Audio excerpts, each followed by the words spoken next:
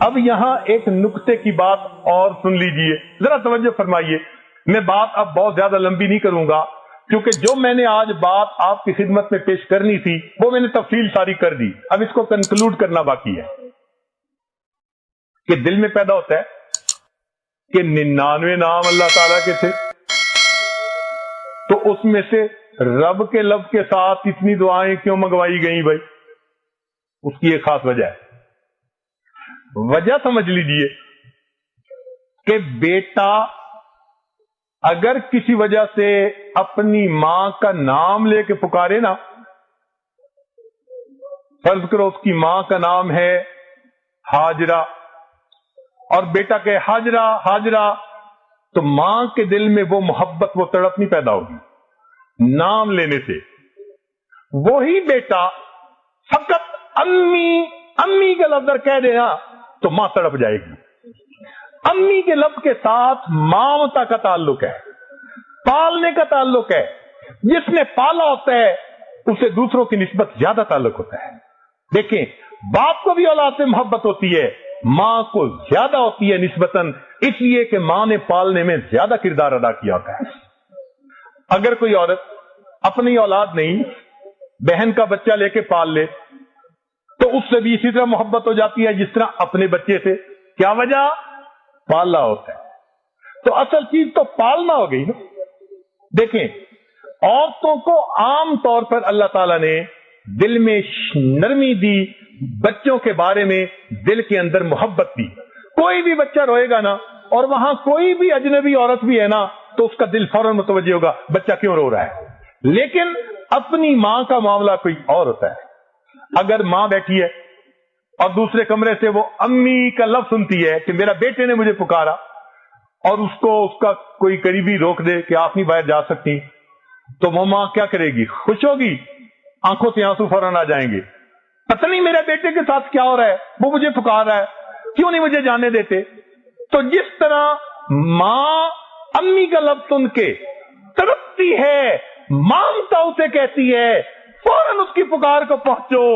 بالکل اسی طرح پروردگار نے اپنے انبیاء کو یہی لفظ سکھا دیا، اور میرے بندو تم جب رب کے لفظ کے ساتھ دعا مانگو گے، کیونکہ میں پالنے والا ہوں، میری خاص رحمت، میری خاص شفقت جوش میں آئے گی، تمہارے ہاتھ نیچے نہیں جائیں گے، میں پروردگار پہلے تمہاری مرادیں پوری کر دوں گا.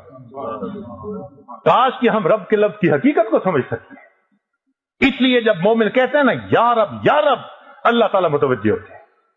حدیث پاک میں آتا ہے کہ ایک بندہ بت پرست تھا، اور قدرتاً اس نے یا رب کہہ دیا، اللہ تعالیٰ فوراً متوجہ ہوئے. تو فرشتوں نے کہا کہ اللہ، یہ بندہ تو ساری عمر کفر و شرک کا مرتکب ہوتا رہا. فرمایا کہ وہ کفر و شرک کا مرتکب ہو کر عبودیت سے نکل گیا تھا، میں پروردگار اس کی ربوبیت سے تو خارج نہیں ہوا، ابھی بھی رب تو میں ہی ہوں. تو اگر وہ مجھے پکارے گا تو میں پروردگار کو اس کی دعا پر آمین کہوں گا. ایک واقعہ کتابوں میں لکھا ہے، ایک آدمی بت پرست تھا.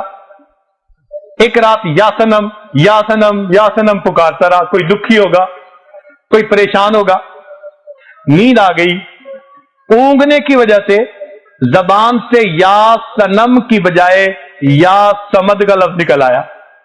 یا سمد، اب سمد اللہ تعالیٰ کا نام. تو جیسے ہی اللہ کا نام نکلا، اللہ تعالیٰ متوجہ ہوئے، لبیک یا عبدی، میرے بندے مجھ سے کیا مانگتا ہے، کیا مانگتا ہے. فرشتے حیران، اللہ یہ بت پرست، یہ بتوں کو پوجتا رہا اور اونگ کی وجہ سے آپ کا نام نکلا، آپ فوراً متوجہ ہوئے. رب کریم نے فرمایا کہ دیکھو وہ ساری رات بتوں کو پکارتا رہا، بتوں نے جواب نہیں دیا، میرا نام اس کی زبان سے نکلا، میں بھی جواب نہ دیتا، مجھ میں اور بتوں میں کیا فرق رہ جاتا. اللہ تعالیٰ ہمارا رب ہے. ہم یہ یقین دل میں اتار لیں کہ ہم جب اللہ تعالیٰ کو پکاریں گے وہ پروردگار ضرور ہماری پکار کو سنے گا. کوئی ماں ہے دنیا میں ایسی کہ بچہ پکارے اور وہ جواب نہ دے، سنتی ہو؟ ممکن نہیں. ماں کے دل میں یہ مامتا کی نعمت، یہ کیا ہے؟ اللہ تعالیٰ نے اپنی رحمت کی ایک پریکٹیکل نشانی دنیا میں دکھا دی. और लोगों, अल्लाह की रहमत को तुम नहीं समझ सकते, वो तुम्हारी समझ से बुलंदों वाला है, लेकिन जहां तुम समझ सकते हो, हम तुम्हारे दरमियान ये मां का एक रिश्ता बना देते हैं। देखो, अगर तुम मां के साथ किसी वक्त जो है वो बुराई का भी मामला कर लोगे, वो तुम्हारे बदसलूकी को तुम्हारी नादानी समझकर माफ कर देगी। वो तुम्हारी मां है, तुम नाराज कर लोगे, फिर अगर उसकी तरफ आओगे तो मां तुम्हें फौरन सीने से लगा लेगी।